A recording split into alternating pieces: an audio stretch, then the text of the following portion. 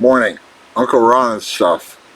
Today is the 5th of August 2023, and this is an intro on a video about the LG MA5000 HVA front loading washer. And I'm going to go inside of it. I'll show you underneath and on top.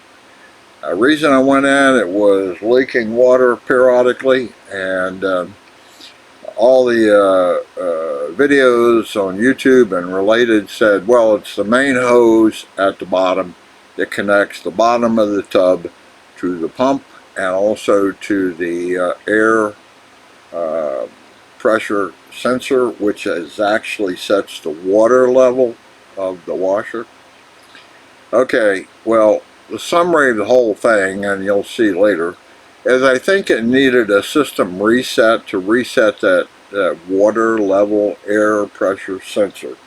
And you do that by unplugging the washer and then pressing and holding the power button.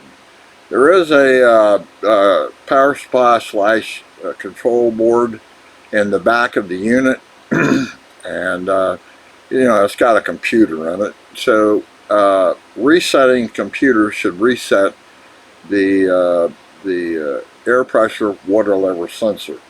When I took it all apart, the only place I could find where any water had been leaking or appeared to have been leaking was at the bottom of the inside the tub gasket on the front.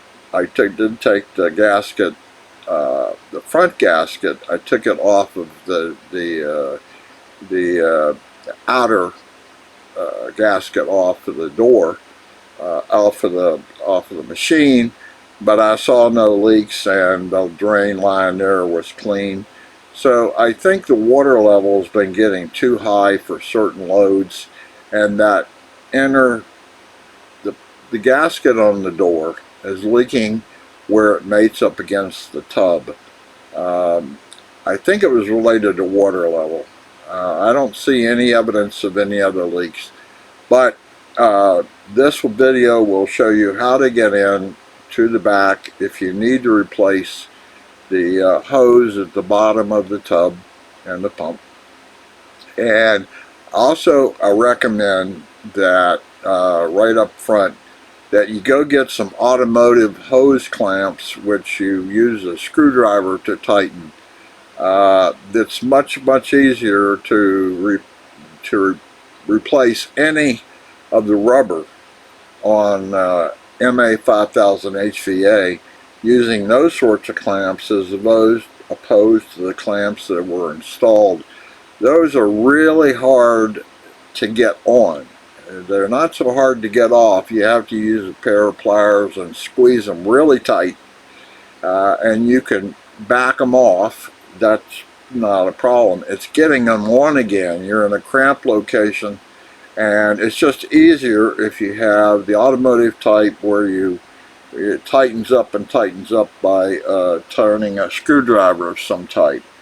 So that's my recommendation. This is about an MA5000 HVA.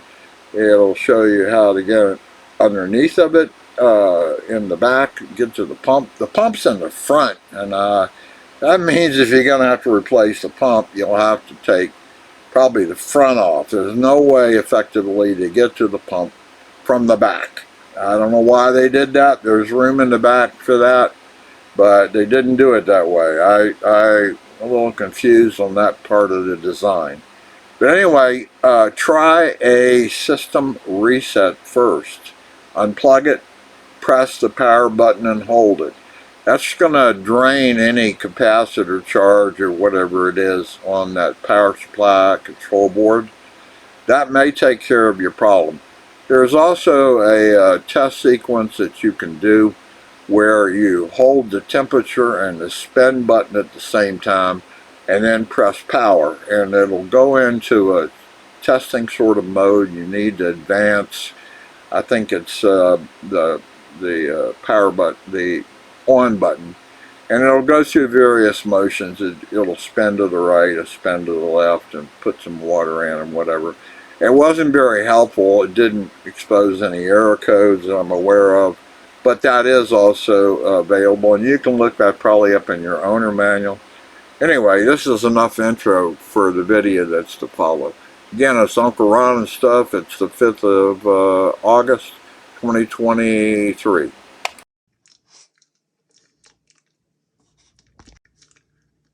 Uncle Ron and stuff.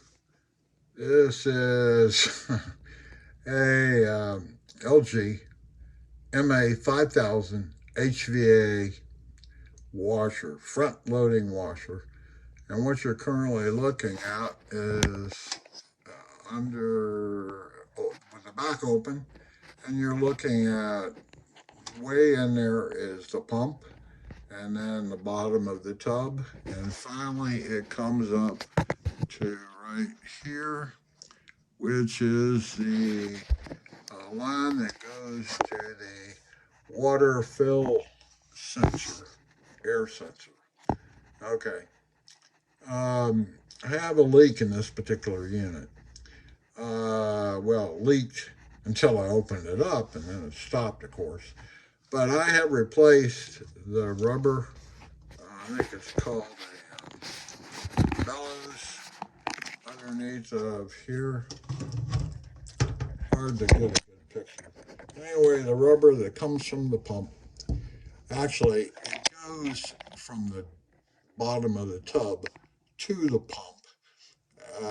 And then this little piece up here just records the water level. And I just took off this hose and put it back. I'll put it back on to check that it was blocked or not blocked.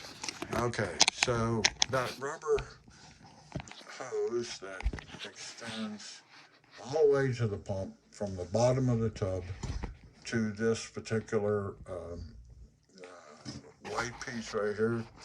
And that's nothing more than a log tube, empty tube that the water sensor pressure tube sits on. Okay, how to do this? Um, the easiest way I found was first take this guy. There's two screws holding it in place. Loosen it off and take the clamp off.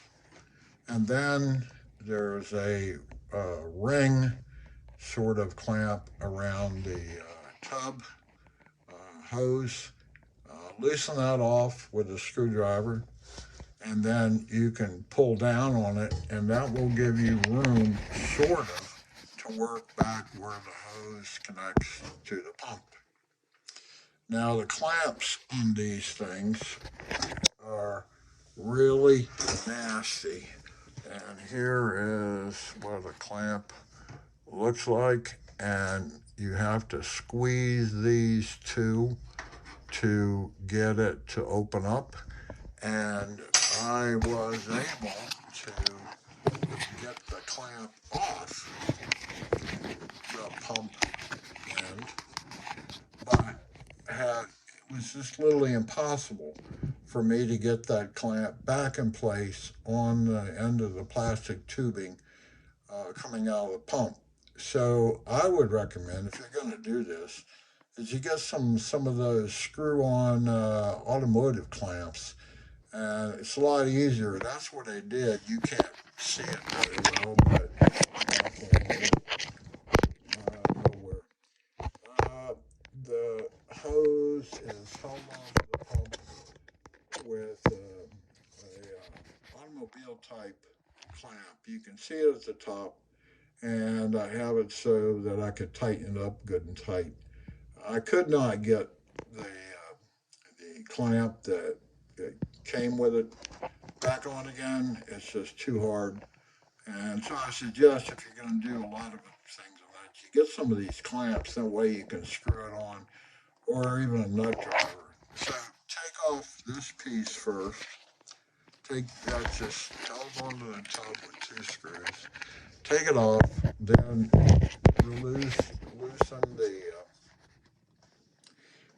hose from the bottom of the tub, but with a screwdriver, and you'll loosen a ring, and you can pull it down. And then finally, you can squeeze that clamp and pull that hose off of the pump, and then you reverse the order. But I'm saying when you reverse it, use an automobile clamp that you can turn or screw tighten, because otherwise it's a real nasty piece of work to try to get the original clamps back on. Hand strength, and then, you know, bad positioning and everything else. Okay, so this is what I did on the inside. And again, I had an intermediate leak. So I'm going to move up to the top and show you where I'm there. It was leaking here. Let me use this guy. The last time it was observed to be leaking, you can see some streaks down this side. And actually, those streaks, well, they're not up here. They're right here in the corner. And the tub, the bottom of the washer is plastic. And water will hit this, and it's going to run however it wants to. You can see that, in fact, the whole thing is plastic, which is interesting, bothersome, because it could crack. The plastic could crack anywhere, and you get a leak that way. But anyway, down here at the bottom, I didn't see any water. I have it on a pedestal. I see no evidence of water down here anywhere. So I'm going to put this the water pressure hose back on where you see it off, and I'll move to the inside. Again, get yourself, and it's not a big deal to take it off. There's a couple screws on the back that are obvious, and then you have to remove some screws here and here. I think there's two. And then you can pull, actually the top is pushed down over these tabs here. There. Sort of a catch. So it sets in there, slides in there, slides in the front. Then push down over these tabs here, and screw down everywhere. Okay. You can see in the back, just things to notice. This is the cold water supply. There's 3 solenoids in here, and you can see it blanches water out, and I can find no leaks on any of these. They all look good. Cold water is sent over to the detergent dispenser, as well as the softener and the bleach. Anyway, other things of note is this is the fill pressure sensor.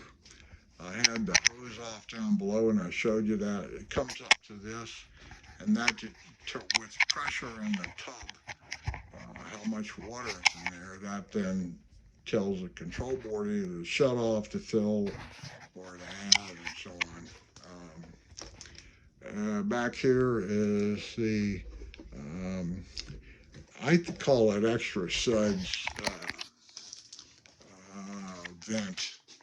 It's right here. It comes right off the tub, and it's back here. This guy, and I've had water certainly come out of it when there was too many suds in the tub. If you use the wrong detergent, this thing's a pain in the butt. It's really sensitive to detergent. Too much, and it takes forever to try to get it out of your system. There's a drain on the front, but nonetheless.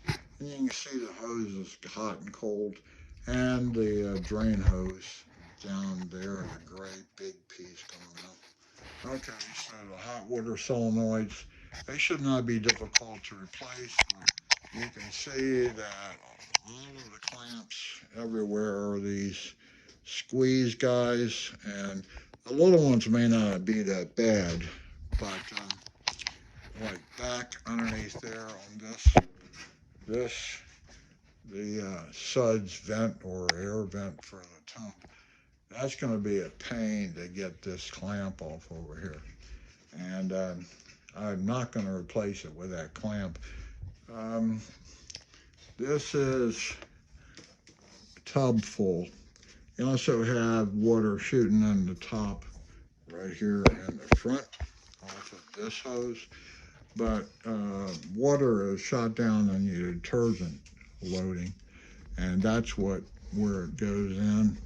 Now, I have looked at all of these. I don't see any cracks, leaks, or otherwise. So I'm a little confused where my leak is occurring from. There's also a softener and leach feed into the tub right here. All these things are bellows, sort of, and the rubber is decent. It really is. It's not cheapy rubber. It should last a while, but all rubber dries out, deteriorates, and if you have a lot of vibration, you're going to be putting. You can see how the bellows moves or not, depending on how much vibration you have on your system. Other things of note.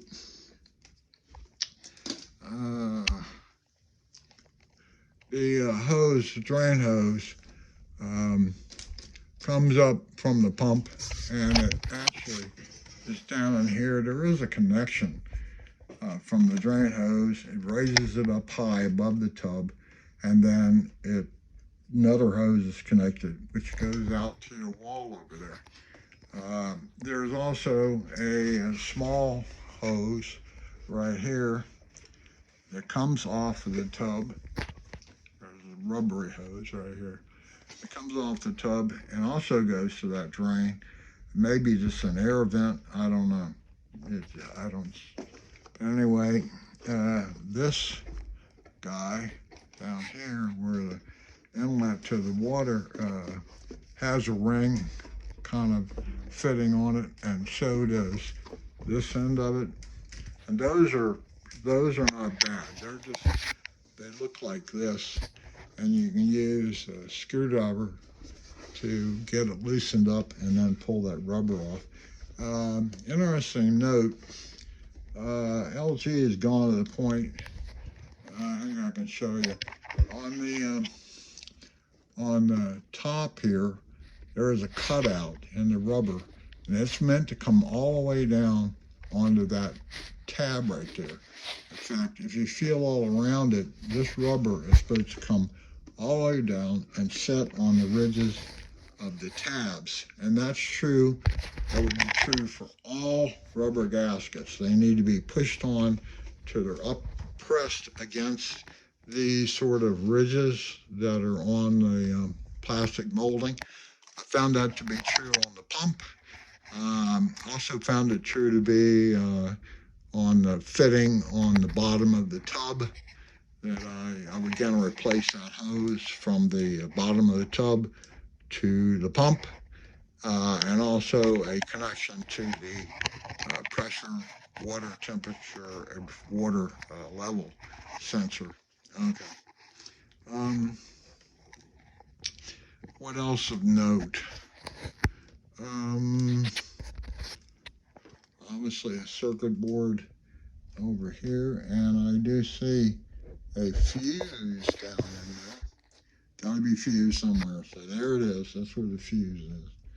And overall, reasonable. It's interesting.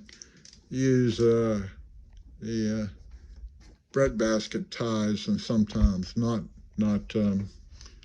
zip ties. Although I think I've seen some zip ties in here. But so I have a intermittent leak, and I can't seem to find where it's coming from. I see no evidence of water having run down you know, off of this guy, although I have seen water come out the top and the back from suds. I don't see any evidence of water leaking anywhere else. Anyway, it's not a very good video, but it gives you some ideas. The main thing is use it when you go to put a hose back on. Do yourself a favor and convert over to the screw type that are used in automotive applications. You'll also see these. The manufacturer does that, but they're just too hard. I can't even begin to squeeze it with my fingers. I was trying to see if I could find any evidence of water anywhere. Running my hand underneath everything. It is unplugged, by the way. Always unplugged. The other things that I have learned, if you want to do a reset on the board, you unplug it and then you push the start button and hold it. And that supposedly does a board reset. And according to what I've seen is that should have been done when it was installed to reset the water level air pressure sensor back there. So I have hoses. I have all the other hoses. The one that goes from the detergent inlet into the tub. I have, I think, this guy down in here with a shadow on it. And I have the one in the rear for suds. But I don't see anything wrong with any of them. And here is the one that I took out. If I still have it here. This is, for example, the one that probably, yeah,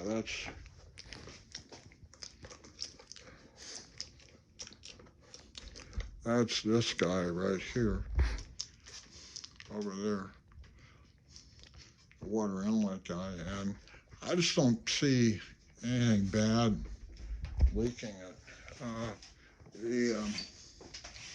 Here, let me show you. This is what they call the